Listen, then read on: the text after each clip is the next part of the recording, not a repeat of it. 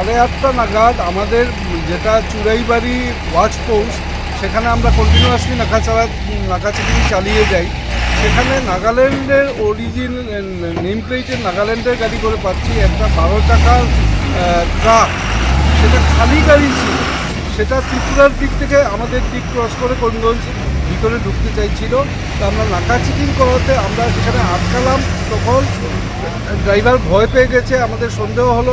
তখন খালি গাড়ি, কিন্তু আমরা যখন চেকিং করলাম, থরো চেকিং করলাম, আমরা পেয়েছি মানে পুঙ্খানুপুঙ্খভাবে যখন চেকিং করেছি তখন পেয়েছি গাড়ির সাইডের দিকে উপরে রশি টসি দিয়ে বাঁধা ছিল গাঁজার অনেকগুলো প্যাকেট, ত্রিপাল দিয়ে ঢাকা ছিল, চোখে পড়ল না। আমরা ভালো মতো চেকিং করাতে গিয়ে ধরা পড়লো।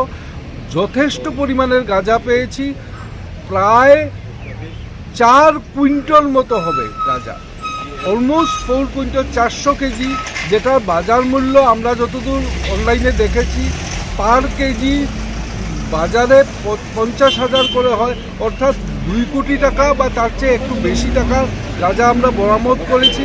ড্রাইভারকে আমরা ধরেছি, হি হ্যাজ বিন অ্যারেস্ট করা হয়েছে।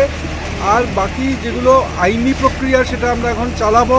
NDPS অ্যাক্ট মতো কেস অবভিয়াসলি হবে, দোষীরা শাস্তি পাবে।